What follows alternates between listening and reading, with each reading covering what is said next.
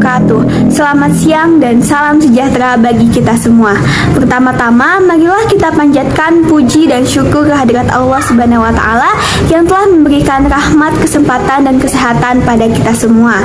Sebelumnya, perkenalkan, nama saya Nabila Mandasari selaku moderator yang akan memandu jalannya diskusi pada hari ini. Izinkan saya memperkenalkan para panelis kita. Yang pertama ada Ibu Zahra selaku Kepala Sekolah SMAN 1 Parungkuda. Yang kedua ada Bapak Muhammad Haikal selaku Dinas Pendidikan Jawa Barat. Yang ketiga ada Bu Adinda selaku peneliti bidang kebijakan dan pendidikan. Dan yang terakhir ada Kak Azmi selaku konten kreator dan mahasiswa. Tak lupa juga peserta kita perwakilan dari SMAN 1 Parungkuda ada Kak Fajri Rai Gunawan. Baik, dalam diskusi panel kali ini kita akan membahas tentang upaya pembelajaran jarak jauh. Adanya pandemi COVID-19 sangat berdampak banyak pada sektor kehidupan, tak terkecuali sektor pendidikan. Saat COVID-19 terdeteksi di Indonesia, pemerintah menginstruksikan jajarannya untuk menutup sekolah-sekolah dan universitas. Karena salah satu penyebarannya ini melalui kontak langsung, seperti batuk, bersin, bernafas, bahkan berbicara. Mungkin ada dua pertanyaan dari saya yang bisa dibeberkan oleh Bapak dan Ibu panelis. Yang pertama adalah pandangan Bapak Ibu mengenai pembelajaran di masa pandemi seperti ini. Yang kedua adalah metode dan upaya apa yang harus dilakukan pemerintah untuk menangani masalah pembelajaran di masa pandemi. Mungkin bisa dimulai oleh Ibu Zahra selaku Kepala Sekolah SMAN 1 Parungkuda mengenai pandangan pembelajaran di masa pandemi ini. Silahkan Ibu. Ya, baik, terima kasih kepada Nabila Mandasari selaku moderator jalannya diskusi panel kali ini. Menurut saya, di era pandemi COVID-19 yang sudah ada sejak tahun lalu ini sangat merugikan banyak orang, tidak terkecuali kegiatan belajar, mengajar, dan perkuliahan. Karena adanya virus ini telah menjadi inti Indonesia yang telah memaksa untuk mau tidak mau guru, murid, dosen, dan mahasiswa untuk melakukan proses belajar mengajar jarak jauh atau online melalui gadget masing-masing di rumah masing-masing. Pembelajaran online ini tentu tidak luput dari berbagai gangguan kendala yang dihadapi oleh para pelajar dan mahasiswa serta guru dan dosen. Banyak sekali kurangnya. Beberapa kendalanya yaitu seperti susah sinyal atau adanya siswa yang tidak memiliki gadget atau bahkan punya, tetapi ia satu pakai dengan adiknya atau anggota keluarga lainnya, tentu itu akan menghambat pembelajaran.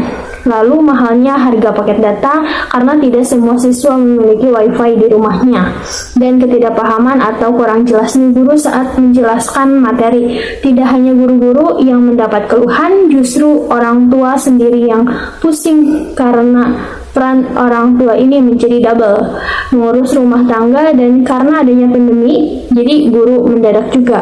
Kemudian tidak jarang ada murid yang tidak mengikuti pembelajaran dengan alasan habis paket data, tidak ada jaringan, baterai handphone lowbat, dan sebagainya.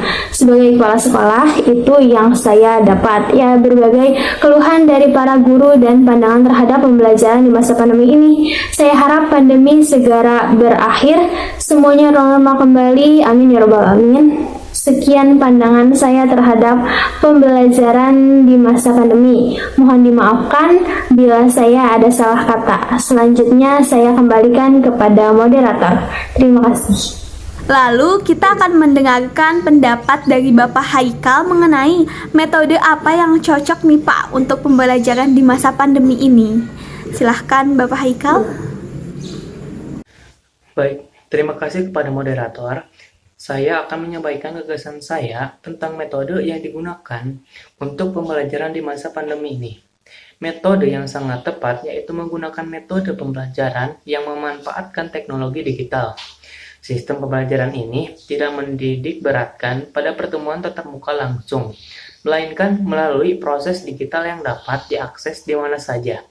Ini juga sudah menjadi kebijakan dari pemerintah untuk melakukan pembelajaran daring atau jarak jauh. Jadi, selain kita bisa melakukan pembelajaran juga bisa menguasai kemajuan teknologi di masa sekarang ini.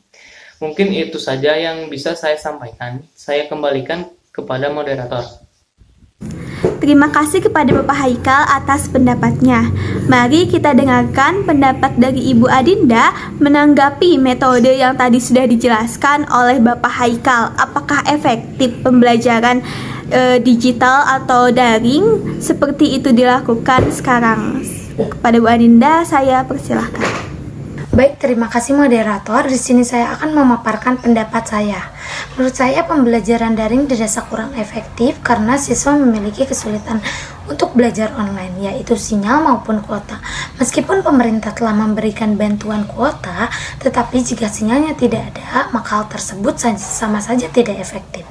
Kemudian dalam mata pembelajaran yang membutuhkan praktek sepertinya kurang cocok untuk daring karena butuh kontak langsung dan waktu banyak, sementara daring sangat terbatas.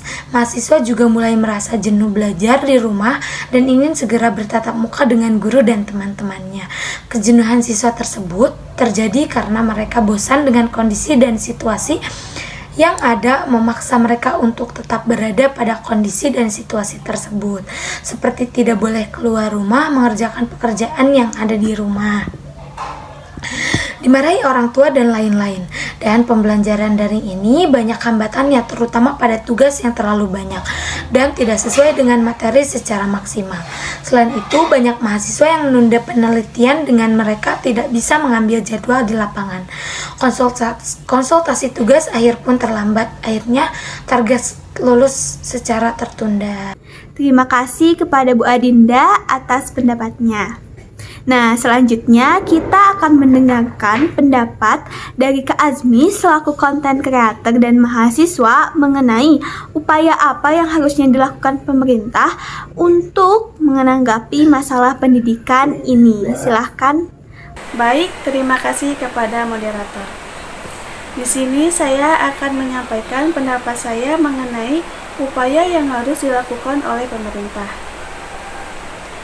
Jadi, upaya itu harus dimulai dari adanya kurikulum darurat hingga program belajar di televisi. Upaya itu juga harus dilakukan berbagai instansi pemerintah, Kementerian Komunikasi dan Informatika. Misalnya, harus terus memberikan dukungan pembelajaran dari rumah, mau itu dimulai dari program belajar di TV hingga di aplikasi. Sekian pendapat dari saya, kurang lebihnya mohon dimaafkan. Untuk selanjutnya, mohon bisa dilanjutkan kembali kepada moderator. Terima kasih kepada para panelis yang telah menyampaikan pendapatnya masing-masing. Di sini saya akan memberikan kesempatan kepada peserta untuk bertanya langsung kepada Dinas Pendidikan Jawa Barat mengenai upaya dan metode pendidikan itu sendiri. Kepada peserta yang ingin bertanya, boleh sebutkan nama dan asal institutnya. Assalamualaikum warahmatullahi wabarakatuh. Jadi di sini saya akan memberikan 2 pertanyaan tentang upaya pembelajaran jarak jauh. Pertanyaan pertama adalah apakah ada upaya pembelajaran jarak jauh yang efektif dan mudah diakses? Pertanyaan yang kedua, apakah ada upaya bantuan dari pemerintah untuk pembelajaran jarak jauh di masa pandemi COVID-19? Sekian dari saya, terima kasih. Wassalamualaikum warahmatullahi wabarakatuh. Baik, mungkin bisa langsung dijawab oleh Bapak Haikal. Baik, di sini saya akan menjawab pertanyaan dari Pak Jri. Yang pertama yaitu apakah ada upaya pembelajaran jarak jauh yang efektif dan mudah diakses? Ada. Upaya itu dilakukan berbangun instansi pemerintahan, Kementerian Komunikasi dan Informatika, misalnya terus memberikan dukungan daring mulai dari program belajar di TV hingga beragam aplikasi. Yang pertanyaan yang kedua yaitu, apakah ada upaya bantuan dari pemerintah untuk pembelajaran jarak jauh di masa pandemi ini? Tentu, Kemendikbud telah mengeluarkan pengalokasian dana BOS untuk pembelian pulsa, paket data, dan bayaran platform online bagi guru dan siswa. Terima kasih, saya kembalikan kepada moderator. Baik, mungkin sudah cukup. Alhamdulillahirrabbilalamin, kita telah sampai di penghujung acara. Berikut saya simpulkan pendapat yang telah disampaikan. Pandemi COVID-19 ini sangat berdampak di banyak sektor, tak terkecuali sektor pendidikan. Pembelajaran yang dilakukan di masa pandemi ini bisa melalui metode e-learning atau pembelajaran jarak jauh. Tapi dalam metode ini masih banyak sekali kendalanya. Salah satunya adalah susah sinyal, tak ada kuota, bahkan ada siswa yang tidak mempunyai gadget untuk mengikuti pembelajaran. Mungkin itu saja yang bisa saya sampaikan. Mohon maaf apabila ada kesalahan. Wabillahi taufiq wal hidayah. Wassalamualaikum warahmatullahi wabarakatuh.